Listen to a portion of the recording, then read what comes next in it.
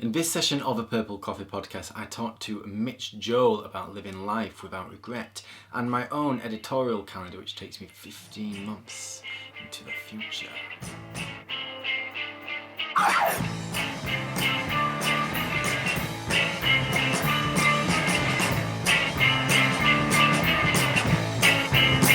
Welcome to session 6 of the Purple Coffee Podcast, inspiring stories from creative entrepreneurs. I am your host, Turn Dog, and thank you very much for joining me. And in this edition, Mitch Joel, the marketing guru, although I really do hate that word, who is one of my marketing heroes. He is superb indeed. So I can't wait to share Mitch's insight, which is all about living life without regret. But first, I want to talk a little bit about my editorial calendar, which I've recently created, which takes me all the way to 2015 and September, so around about 15 months from now, which is pretty crazy.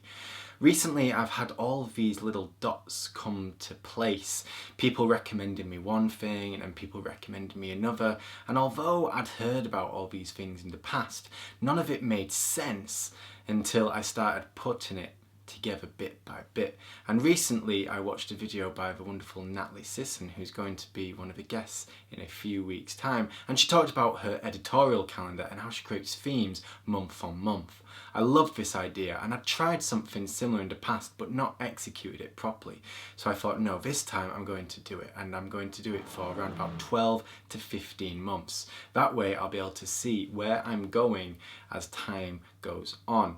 And let me tell you, it has been so much help. Not only have I been able to sit down and think about things like keywords and other SEO nonsense, but I've been able to think about different themes that I bring to the table as a storyteller and a writer and a marketer. And I was able to basically plot a journey that I hope you, the reader, will be able to take and learn month on month.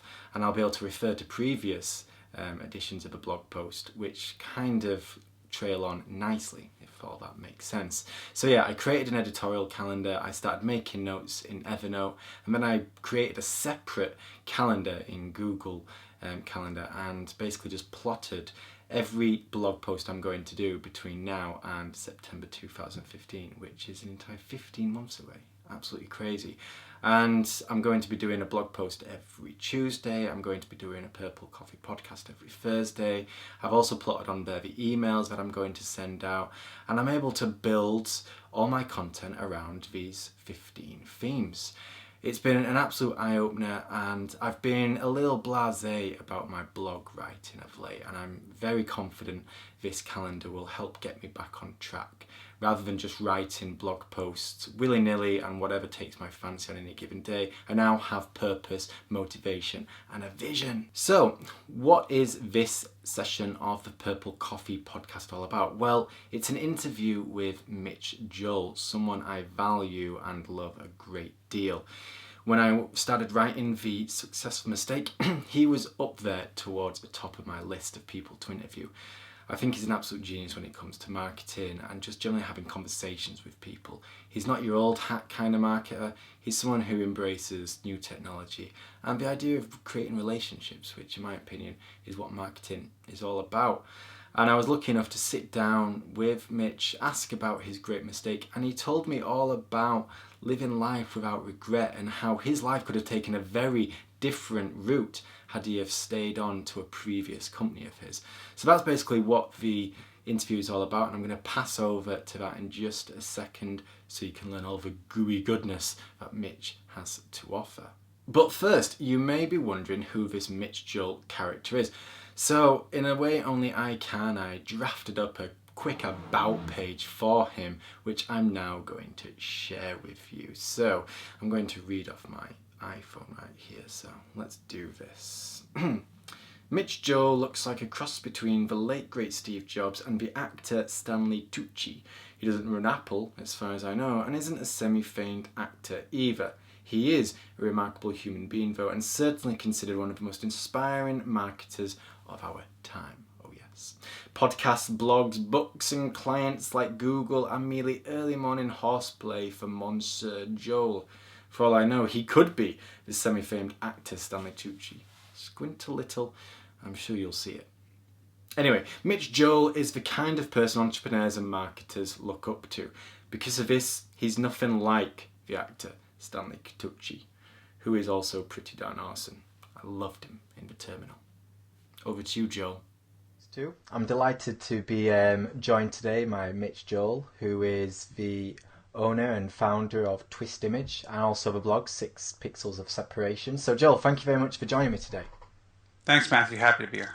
It's I've been a big fan of your blog for a while, and being a marketer, there's obviously select marketers out there who I always pay particular attention to, and you are one of them. So I think it'll be a fantastic insight what you will offer today. So before we get going, would you please just give a quick intro about who you are and what it is that you do? Sure. So my name is Mitch Joel, as you said. I've got a digital marketing agency with 3 other business partners called Twist Image that we've been at since about 2000. There's 2 offices. And I've got this blog, podcast, and book called 6 Pixels of Separation. And I've got a new book coming out in May called Control-Alt-Delete, which is actually sitting right here. And the reason I don't have a lot of time is because I got to get it back to the publisher because it's finished. And life is really exciting. My big thing is helping brands understand what these digital channels mean and how they can best connect to consumers in a world where we're all connected. Absolutely. It's as more people join the digital revolution, the more important it is first of all get it right, because otherwise it just becomes chaos. So when can we expect to see Control-Alt-Delete if it's just on its way to the publishers? Yeah, it'll be out in May of 2013. So this is literally the final chance I have to see it before I get back the approved. I guess I'll get the advanced copies of it, and it's going to be exciting. It's I think it's a million times better than 6 Pixels of Separation. I'm really careful to say that because I'm worried it won't sell as much. So I get nervous. I'm like, it's so much better. Like, I hope people buy it. But I think that's always the dilemma of being someone somewhat creative, where you put something out and you just hope people appreciate it. That's it. You put so much of your heart and soul into it, and then everything's fine until that last minute when you do let it fly the nest and you think, oh God, there is no turning back after this. It used to be more like that, to be honest, because, books were this sort of like anchor in careers. But I think because of blogging and podcasting and just the articles I write and the places where my work is, I'm fortunate enough to have it placed. I feel a little less of that pressure because I have the humility to look back and go, boy, did I get some stuff wrong. And I think that for sure by the time the book even comes out, some stuff may even be wrong. And the fact remains that I have a more organic content creative avenue, and it is the blog. So thankfully, from the time the book is sent off, which is, here we are sitting in I guess almost December, in those, think about, December, January, February, March, April, May, there'll be a lot of blogging being done between then and now. So hopefully it'll be a continuum of content there. Well, I think that's a good way of looking at it, and I think the key word you said there was that organic growth, because things are changing so fast, and who knows where we'll be in May. So, and it's interesting, like you said, you've obviously made a few sort of issues along the way, and this interview is all in aid of my upcoming book, The Success Mistake, where I ask people like yourself about the mistakes you've made and how you overcame them. So let us kick straight off into that. I'm intrigued to know what you think one of your biggest business mistakes is. Tell us a story around that, and then how you kind of overcame it. Well, let me throw it back to you. Would a business mistake be something where I didn't capitalize on something as much as possible? Like, is it a money thing, or is it more of a sort of feeling thing? What type of mistake do you want? We've got them all. Well, absolutely anything, to be honest. There's been a mixture of all of them so far. But yeah, I thought that a lot of them would be centered around money, and not as many as I thought. A lot of them are around sort of the emotional issues. So that kind of mistake of not capitalizing, maybe. So it's an interesting question, and I think I struggle with it because while if I tell the story, you may see it as a mistake, I don't think it was a mistake. And part of it is because the reason why I typically make decisions, I don't make business decisions, and I don't make emotional decisions, and I don't make pragmatic decisions. I typically make decisions that are driven by what I want to do. And I'm sort of this strange person who doesn't care much about money. I love money. I love having a lot of it, but I won't make decisions based on it, and I'm willing to leave it all if I feel it's not who I am. So what we might quantify as a mistake would probably be prior to Twist Image. So we're probably talking about 2000, 2001. The company started in 2000, actually joined in 2002. I went back to the music industry. I used to be in the music industry and started a record label with a business partner. I live in Montreal. This guy was in Toronto, and it was called Distort Entertainment. And we were very lucky to have uncovered this band called Alexis on Fire. And the band was a really different type of band, very heavy band. I was into heavy music. And I saw them in a basement bar in St. Catharines, Ontario. And I turned to my business partner and said, I think this thing could sell maybe 2,500 copies if we're lucky and if we do a good job of this. And so we signed this band, and what we really liked about the band, along with the band as an entirety, was there's two singers. One of them screams, one of them's more melodic. The more melodic one had some acoustic music that I was actually very struck by, and I thought it was quite good. And my comment was we should try and sign him as well. And it was interesting because at the time I had just met my now business partners at Twist Image, and I was sort of in these two worlds. One world was I had this record label, and we had major label distribution. At the time it was with EMI, and now it's with Universal. And the other side was that I was really, really taken by this ability to help brands in this sort of new digital world, which is, both worlds of mine were very similar. It's not like one was different from the other. I'd been doing both for a long time. And I made the decision to actually do Twist Image and go down this road. And about, I'd say, a month after that, this band, Alexis on Fire, became massive, like multi-platinum. They won the Juno Awards, which is the equivalent to the Grammys up here in Canada. That singer who we signed went on to launch his own career with a band called City and Color, which has also done exceptionally well in many parts of the world beyond Canada. And you sort of realize that, wow, like I started this thing, we discovered them, and I sort of let it go, basically just for what I put into the company. My business partner paid me back, and sure enough, 3 weeks later, the band explodes, and he's off buying homes and motorcycles and fun things like that. And I'm like struggling along with this little company that's 3 people in a closet trying to figure out what this is going to be. And so with the mistake, I think, was obviously letting go of it and not sort of sticking with it. But I wouldn't be where I am today had I gone down that road. I would not have done a lot of things. And just when I think back to it, my heart was in it, but this guy was in Toronto and he was really hustling, and I was sort of sitting in Montreal being very reactive to something I couldn't control. And it wasn't, that's what I was going back to earlier, it didn't feel like it was right. It didn't feel like I was contributing half. I didn't feel like I was doing as much as he was doing to make this a success. And so while I think many people, like when I tell the story, go, wow, like what a mistake, like you didn't stick with it, and that band became huge, and Lord knows where you could have been, it wasn't the right thing to do, and ethically I couldn't stand up and just keep running with it. So your gut was basically telling you to go down the Twist Image route. Yeah, and I do. I'm very emotional. I have very thin skin, and I typically make decisions based off of what I want. And what I want isn't easily quantifiable, and I want this, and this. It's not that strategic. It's gut. It's a fantastic little story because obviously it's all turned out fine. You've got a very successful business. So far, well, could all be downhill after now, Matthew. We'll see. It's very true, but we can never quite sort of count ourselves too lucky. But so far it's been very good. And you've built this fantastic career from the sort of digital marketing side. You've got your own books, very successful blog, very well respected in the marketing world. But at that time, what were your sort of emotions when obviously you've just kind of had this crossroad? You could have gone down the music route, you could have gone down the digital marketing route. You chose digital marketing, you went with your gut, and then boom, the music thing just took off. And what did you have maybe some sort of second thoughts? Did you have some regrets then, or did you just plow forward and go, no, that's in the past, let's move? I think if I were more of like a business shark, like a money person, I would have just said, I'm just sticking with it. There's no reason for me to call my business partner in Toronto at the label and say, listen, I think my heart is here. Let's work out a deal where I don't lose money on this and you can move forward without it being, handcuffs around you, because it's hard to move forward if you had to buy someone else out. I felt like my contribution isn't at the same level. I could have just shut up and just let it go and been like, oh, look at me riding along on this success. So the regret is that from the business side, well, it wouldn't have been nice to have that, but that regret is diminished by the fact that ethically I feel like I did the right thing.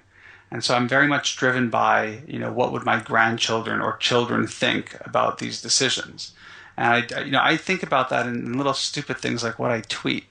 So you can bet that when it comes to bigger things like, whether or not I'm in the right place doing the right thing, I think that, if one of my kids were looking back on this, would they say like, I'm proud of the way he conducted himself? And so I sort of live off of this desire to have a proud legacy. Thanks. It's a very good attitude to have. I think more people need that kind of attitude. So how did it affect you in terms of how you then approached your life with Twist Image and going forward in writing? Do you always kind of look back on that? Did you learn particular things where maybe your gut took you down this route and you stuck by that decision? Has it kind of cemented the fact that you should listen to that gut feeling, those emotions, and I suppose follow the passion rather than the business sense, the money? Yeah, I don't know if it's passion. Like, there's a whole chapter in the next book. The book is divided into two parts, and the first part of Control Alt Delete is about how to reboot business, and it talks about these sort of 6 movements or 5 movements that I've uncovered that I think have changed business forever, that businesses aren't doing a lot about. And the second part of the book is called Reboot You, and it's about what do you need to be a viable entity working passionately in that type of world. And I talk a lot about the idea of squiggly. And the idea of squiggly is that it's not linear. It's not like, well, you didn't do this, so that happened. I believe life and careers are very, very squiggly. So when I look at that, I don't go like, well, because of that, I feel like this. There's like a whole bunch of pieces that make mistakes not mistakes. Mistakes are mistakes when you keep doing them and you don't learn from them and you don't evolve emotionally, intellectually, personally. They're not mistakes if you did it, you got it, you moved on. Mistakes and successes look very similar in that framework.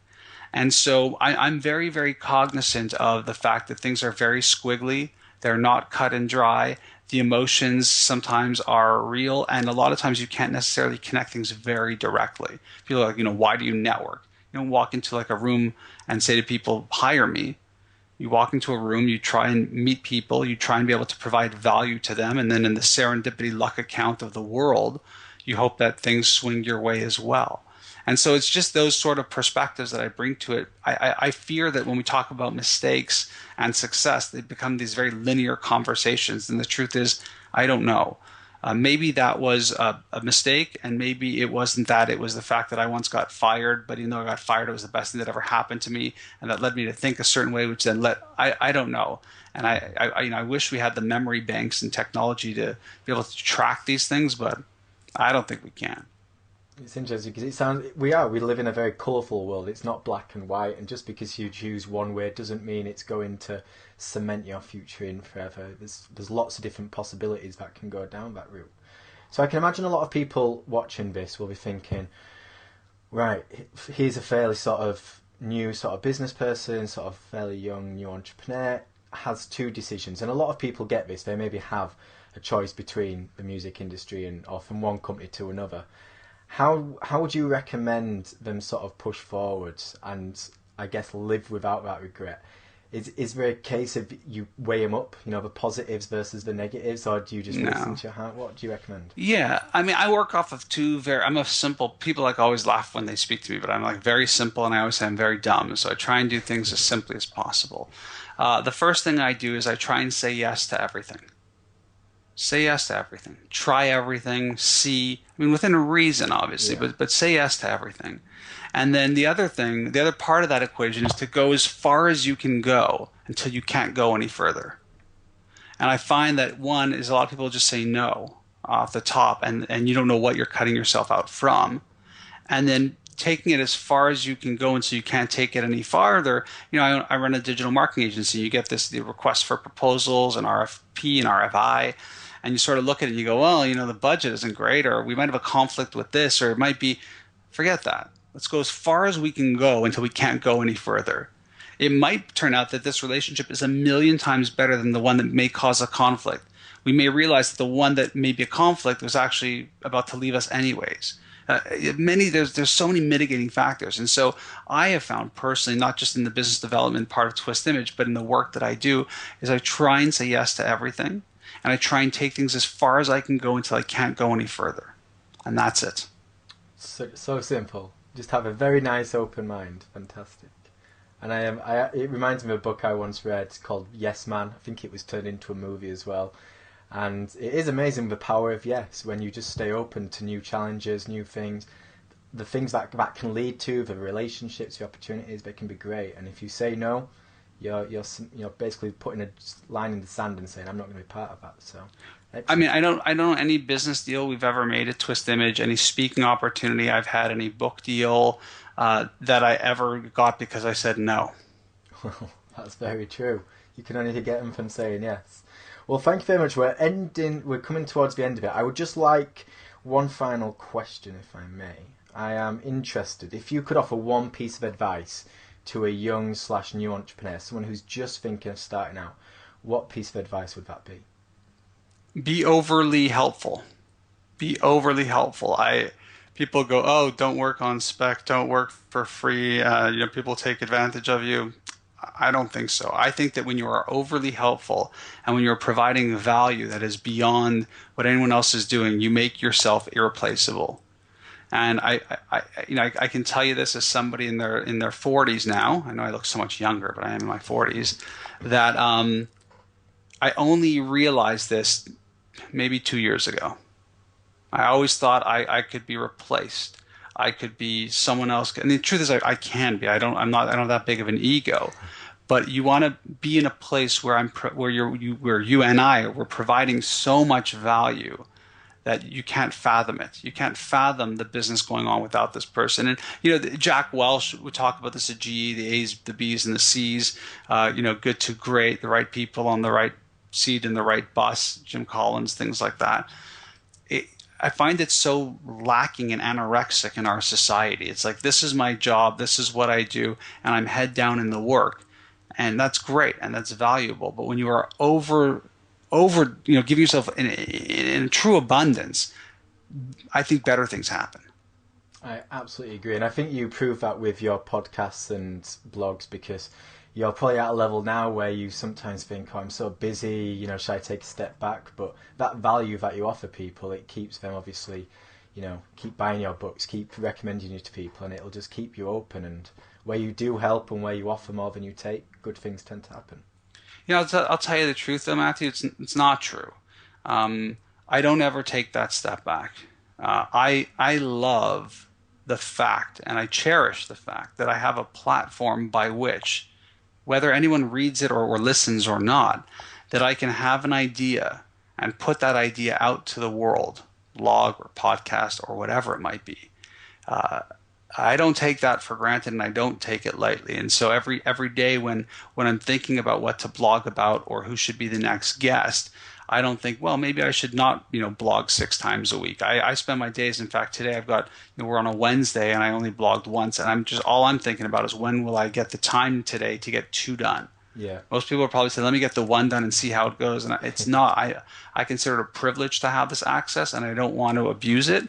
And at the same time, I also want to create a platform by which, with the abundance of content I create, that it forces everybody along with me to learn more and faster. And so it's a very different model. So I know there are other bloggers and podcasters who are like, maybe I should take it easy, but 10 years in, and I don't feel that way at all.